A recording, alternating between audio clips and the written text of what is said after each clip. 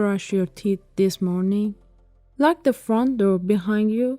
Make a coffee as soon as you arrive at work?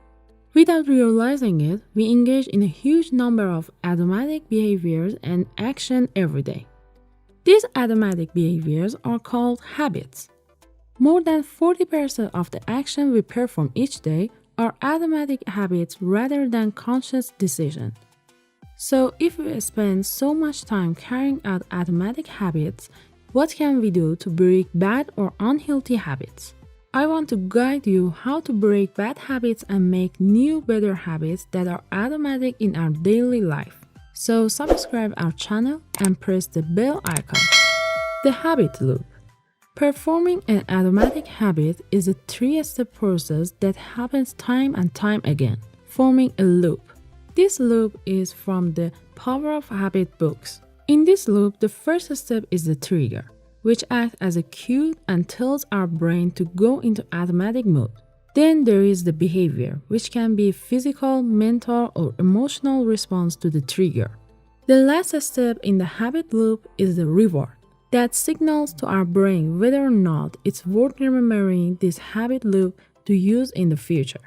When our brain remembers a habit loop and it's performed over and over again, it becomes more automatic. To know how the habit loop works in daily life, let's look at the example of overeating junk food in the afternoon. Many people report wanting to snack around 3 or 4 p.m. every day. In this case, the time of the day is the trigger. Following this trigger, the behavior might be going to get a biscuit from the kitchen.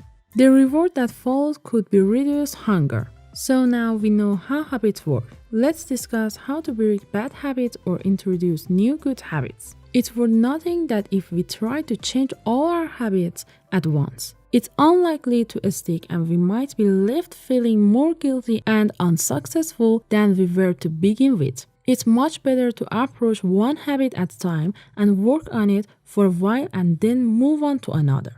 Step 1. Identify the reward.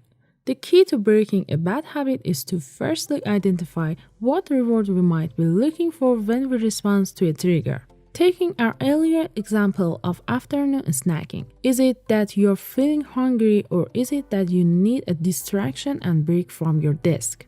Step 2. Find an alternative behavior.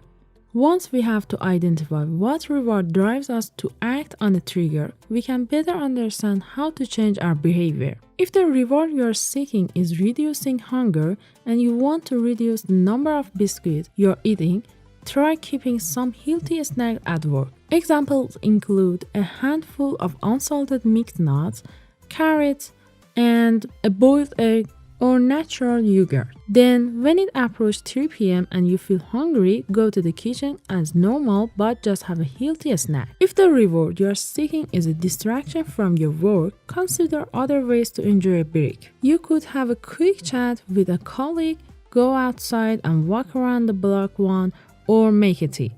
Step 3. Practice. Once we have identified what reward we're looking for and put an alternative behavior in place, the last step is to practice. Repeating the new habit loop over and over again will eventually lead to this behavior requiring less willpower and becoming automatic.